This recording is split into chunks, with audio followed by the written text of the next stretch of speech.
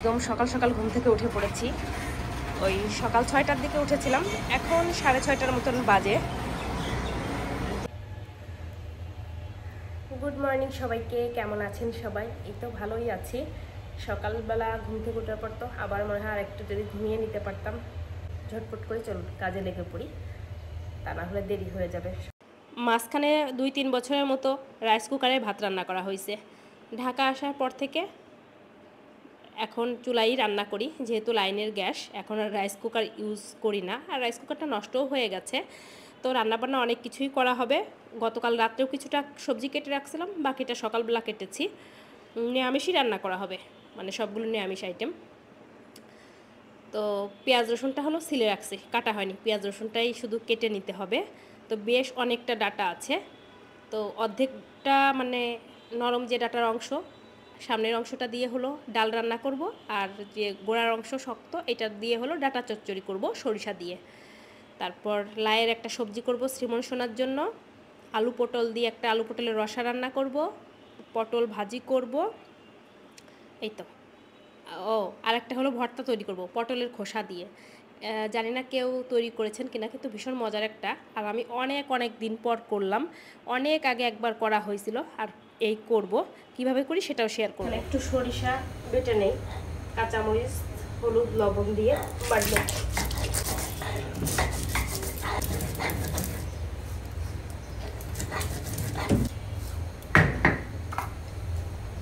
আগে একটু ছিল ওই যে ডিপ ফ্রিজে রাখা ডাল, সোমবার দিয়ে দিয়েছি, নামিয়ে নেব। পাশের চুলায় আবার এখানে আবার ডিম সিদ্ধ বসিয়ে দিয়েছি। ভাতটা তুলে দিই, নাহলে গরমের ভিতরে গরম খাবার খাওয়া অনেক কঠিন। জীবনে কখনো একদম গরম খাবার খেতে পারে না। পেঁয়াজ রসুন শুকনো মরিচটা গরম থাকা অবস্থায় একটু বেটে রাখি। এখানে হলো এই যে খোসাটা হলো সিদ্ধ বসিয়ে দিয়েছি, আস্তে আস্তে সিদ্ধ হতে থাকে।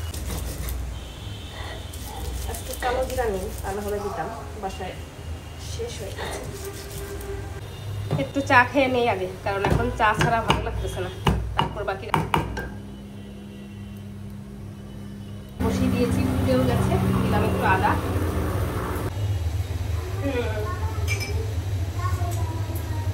এই অফিসে চলে গেছে, শ্রীমন সোনাকেও খাবার খাইয়ে দিয়েছি। আমি রান্নাবান্না শেষ করে তারপর খাবো। এখনো তো চাই খাইনি, খাবার খাবো। দিতাম চা না খেলে একদম ভালো লাগতেছে না। কি মা?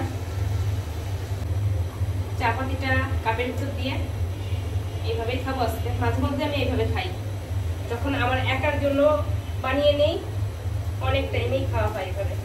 জিরা দিলাম তেলে।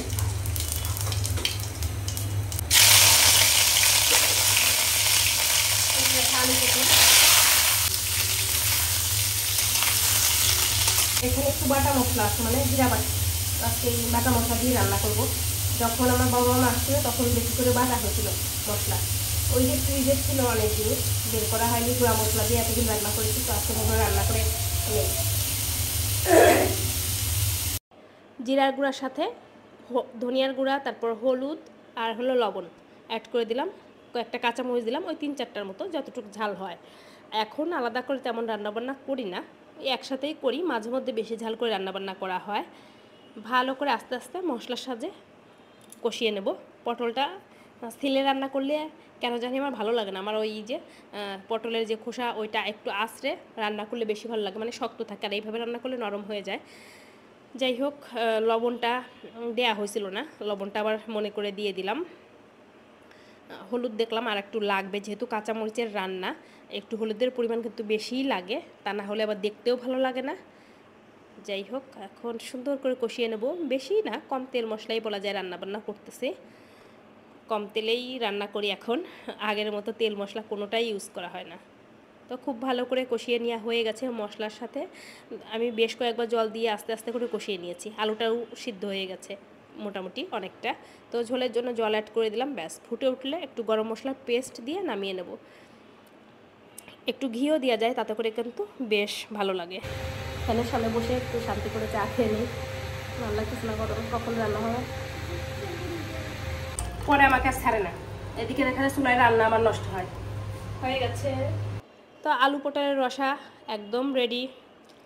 এর মাঝে ভর্তাও করে নিয়েছি, আর তেলে হলো একটু সরিষা ফোড়ন দিয়ে ডাটা দিয়েছিলাম। কালিজিরা ফোড়ন দিলে ভালো হতো, কিন্তু বেশ কয়েকদিন হয়েছে কালিজিরা বাসায় নেই। ভালো করে একদম যখন সিদ্ধ হয়ে গেছে তখন দিয়ে দিলাম হলো সরিষা বাটা। তো আর একটু জল দিয়ে দিলাম, ব্যাস 3 থেকে 4 মিনিটের মতো রান্না করে নামিয়ে নিতে হবে। এর থেকে বেশি রান্না করলে আবার সরিষাটা মানে তেতো লাগবে, খেতে ভালো লাগবে না। সামান্য একটু চিনি ছড়িয়ে তারপর হলো নামিয়ে নিতে হবে। ভীষণ ভালো লাগে এরকম ডাটা চচ্চড়ি। সব রান্নাবান্না কমপ্লিট। তো চলুন এক নজরে রান্নাবান্না কী কী করলাম একটু শেয়ার করি আপনাদের সাথে। সরিষা দিয়ে ডাটা চচ্চড়ি, লাইয়ের একটা সবজি, এই সবজিটা মূলত শ্রীমনসুনার জন্য, আলু আর পটলের রসা, তারপর আছে হলো ভর্তা। কি যে মজার একটা ভর্তা, না খেলে এটা বুঝতে পারবেন না, একদিন ট্রাই করতে পারেন। এর সাথে চিংড়ি মাছ অ্যাড করলে আরও বেশি ভালো লাগে, ডাল, ডাটা দিয়ে ডাল। তো এই হলো রান্না, সবার খাওয়া দাওয়া তো কমপ্লিট। ভর্তা দিয়ে খাবার ভর্তা আর ডাল দিয়ে সবগুলো আইটেমই মজার, না ভর্তা হলো বেশি পছন্দ। যখন করি তখন তো একটু টেস্ট করে দেখেছিলাম কেমন হয়েছে। ভালো হয়েছে, অনেক ভালো হয়েছে।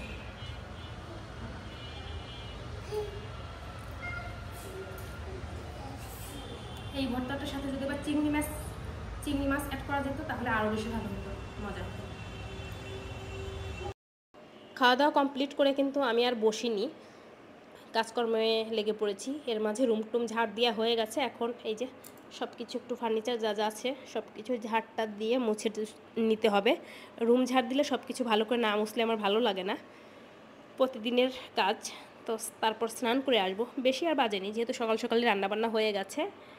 স্নান করে ঠাকুর পূজা দিতে হবে। এর মাঝে শ্রীমনসোনাকেও স্নান করিয়ে দিতে হবে। খুব যত্ন করি, দেখা যায় নিজের জামা কাপড়, তারপর এই যে ঘরের ফার্নিচারগুলো আমি মনে হয় আমার নিজের থেকেও বেশি যত্ন করি। খুব ভালো লাগে আমার নিজের হাতে এই কাজগুলো করতে, অনেক অনেক পছন্দ করি। মানে দেরি হলেও বা কষ্ট হলেও মানে সব কাজ যখন একদম মনোমতো হয় তখন শান্তি, খুব ভালো লাগে মন থেকে। স্নান কমপ্লিট করে চলে আসছি, বেশ ভালোই লাগতেছে, এখন একদম ফ্রেশ লাগতেছে।